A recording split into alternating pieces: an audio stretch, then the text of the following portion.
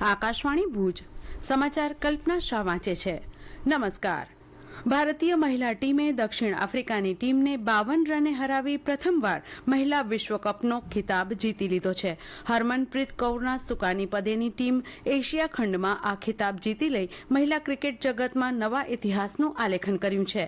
નવી મુંબઈના DY Patil stadium પરની મેચમાં ભારતના 7 વિકેટે 298 રનના જવાબમાં દક્ષિણ આફ્રિકાની ટીમ 246 રન કરી શકી હતી. એ અગાઉ ભારતીય મહિલા ટીમે નિર્ધારિત 50 ઓવરમાં 7 વિકેટ ગુમાવી 298 રન કર્યા હતા. શેફાલી વર્માના સૌથી વધુ 87 રન અને દીપ્તિ શર્માએ 58 રન કર્યા હતા.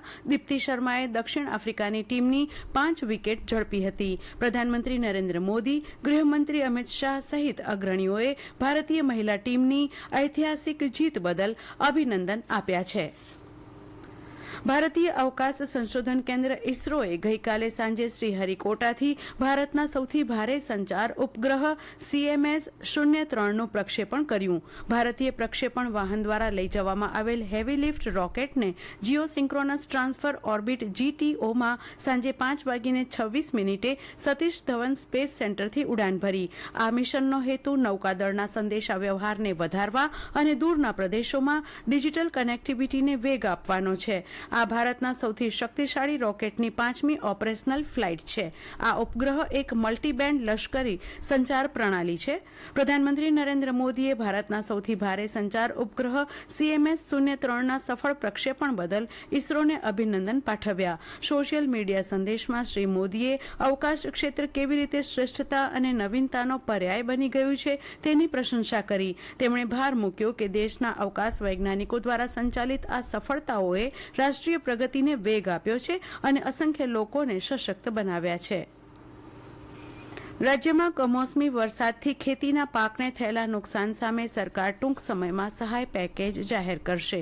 મુખ્યમંત્રી ભૂપેન્દ્ર પટેલે સોશિયલ મીડિયા સંદેશમાં આ અંગે માહિતી આપી. તેમણે કહ્યું, કુદરતી આપત્તિની આ આફતમાં રાજ્ય સરકાર સંપૂર્ણ સંવેદનાથી ખેડૂતોની પડખે ઊભી છે. રાજ્યના મંત્રીઓએ પ્રત્યક્ષ વિવિધ વિસ્તારની મુલાકાત લઈ ખેડૂતોની સ્થિતિ જાણી છે. તંત્ર દ્વારા પાકને થયેલા નુકસાનની સમીક્ષા અને સર્વેની કામગીરી ખૂબ જ ઝડપથી હાથ ધરાઈ છે. આ મામલે તેઓ સતત મંત્રીઓ અને અધિકારીઓની સાથે સંકલનમાં હોવાનું પણ શ્રી પટેલે ઉમેર્યું હતું. રાજ્યના નાયબ મુખ્યમંત્રી હર્ષ સંઘવી આગામી 6મી અને 7મી નવેમ્બરે કચ્છના સરહદી ગામોની મુલાકાતે આવી રહ્યા છે. તેઓ સરહદી ગામોમાં રાત્રિ રોકાણ કરવાની સાથે ત્યાંના રહેવાસીઓને મળશે. નાયબ મુખ્યમંત્રી બન્યા બાદ કચ્છની શ્રી સંઘવીની આ પહેલી અને ખાસ મુલાકાત બની રહેશે. આ 2 દિવસીય કાર્યક્રમની તૈયારીઓ હાથ ધરાઈ છે. આ કાર્યક્રમ સીમાવર્તી ગામો સંલગ્ન રહેશે. આ મુલાકાત દરમિયાન તેઓ આ વિસ્તારોના લોકોની સાથે મળી તેમની સાથે ચર્ચા પણ કરશે. અંજાર તાલુકાના પશુપાલકોની સુવિધામાં વધારો કરવાના હેતુથી રાજ્ય સરકારે મહત્વનો નિર્ણય લીધો છે.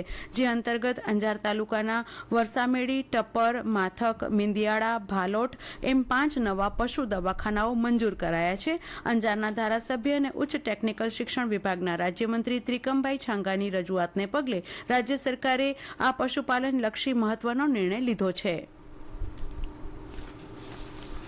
આરોગ્ય મંત્રી પ્રફુલ્લ પાનસેરિયાની અધ્યક્ષતામાં કમોસમી વરસાદને કારણે ફેલાતા રોગચાળાને અટકાવવા ગઈકાલે બેઠક યોજાઈ હતી. ગાંધીનગરમાં યોજાયેલી બેઠકમાં શ્રી પાનસેરિયાએ ડેન્ગ્યુ, ચિકનગુનિયા જેવા રોગના નિયંત્રણ માટે દરેક જાહેર આરોગ્ય કેન્દ્ર, PHC, સામુદાયિક આરોગ્ય કેન્દ્ર CHC અને તમામ સરકારી હોસ્પિટલમાં પૂરતી દવાઓના જથ્થા સાથે આરોગ્યલક્ષી સુવિધાઓ ઉપલબ્ધ હોવાનું જણાવ્યું. શ્રી પાનસેરિયાએ કોઈપણ ઝેરી જીવ કરડે તો અંધશ્રદ્ધાનો સહારો ન લેવા અને તાત્કાલિક નજીકના આરોગ્ય કેન્દ્ર તથા સરકારી હોસ્પિટલનો સંપર્ક કરવા અપીલ કરી. પશ્ચિમ કચ્છમાં ગઈકાલે આખા દિવસ દરમિયાન વાદળછાયા વાતાવરણ વચ્ચે ઉકળાટ વર્તાયા બાદ ખાસ કરીને નખત્રાણા, ગઢશીશા અને નલિયા પંથકમાં માવઠારૂપી વરસાદ પડતા પાણી ભરાયા હતા. આ કમોસમી વરસાદથી ખેડૂતો, માલધારીઓ પરેશાન બન્યા હતા. અને આ સાથે આ સમાચાર બુલેટિન પૂરું થયું. નમસ્કાર.